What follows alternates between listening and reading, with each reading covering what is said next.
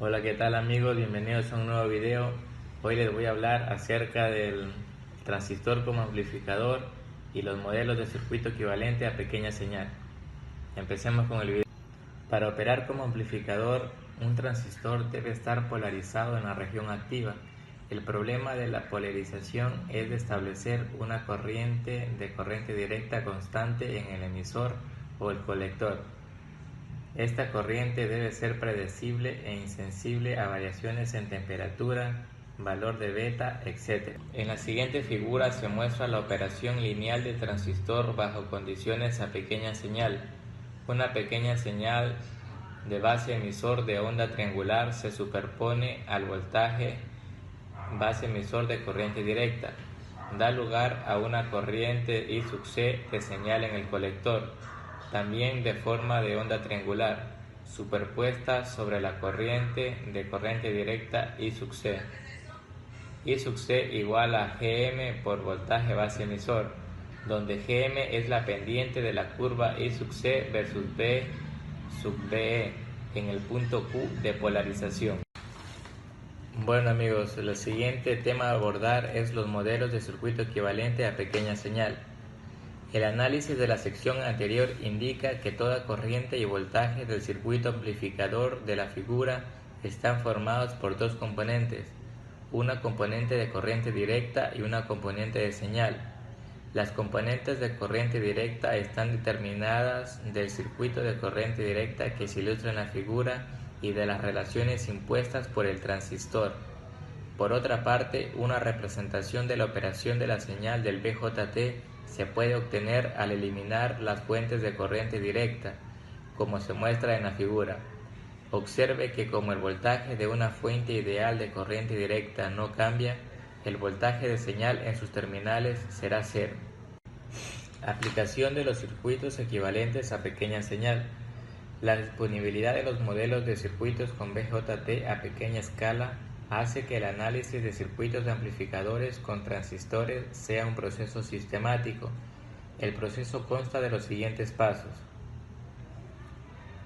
1. Determinar el punto de operación de corriente directa del BJT y en particular de la corriente I sub C de corriente directa de colector.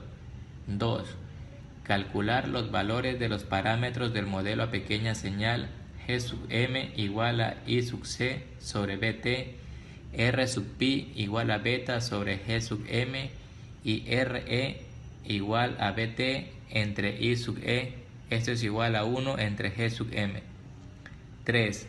Eliminar las fuentes de corriente directa al sustituir cada fuente de voltaje de corriente directa con un cortocircuito y cada fuente de corriente directa con un circuito abierto. 4. Sustituir el BJT con uno de sus modelos de circuito equivalente a pequeña señal. Aun cuando cualquiera de los modelos se puede usar, uno de ellos podría ser más conveniente que los otros para el circuito en particular que se analice. Este punto se hará más claro más adelante en este capítulo. 5. Analizar el circuito resultante para determinar las cantidades necesarias, por ejemplo, ganancia de voltaje, resistencia de entrada. El proceso se ilustra por medio de los siguientes ejemplos.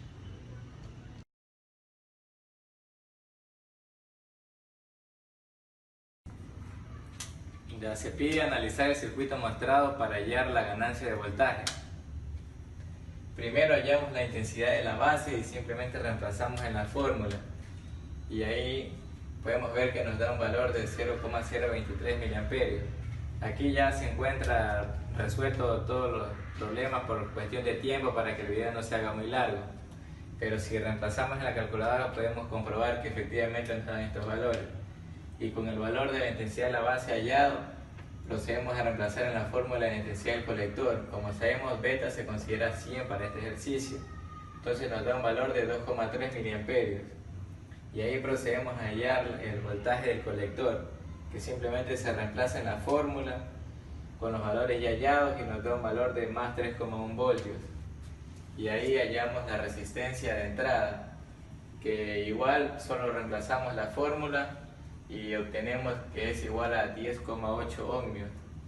Y esto hallamos el parámetro de transconductancia y de la misma forma simplemente reemplazamos los valores y nos da un valor de 92 miliamperios sobre voltios, y con esto hallamos el R sub pi, que nos da que es beta entre el parámetro de transconductancia que ya hallamos, y nos da un valor de 1,09 kiloohmios.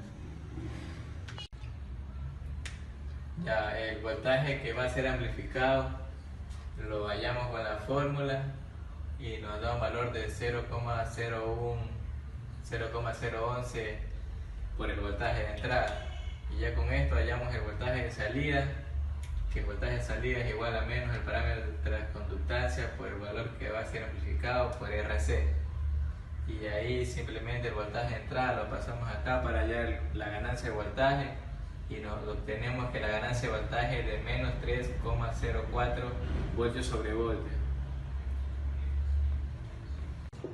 Bueno amigos, esto fue de todo. Si les gustó, ya saben que le pueden dar manita arriba y suscribirse para ver el próximo video. Si tienen alguna sugerencia, háganmelo saber acá abajo en la caja de comentarios. Nos vemos en el próximo video.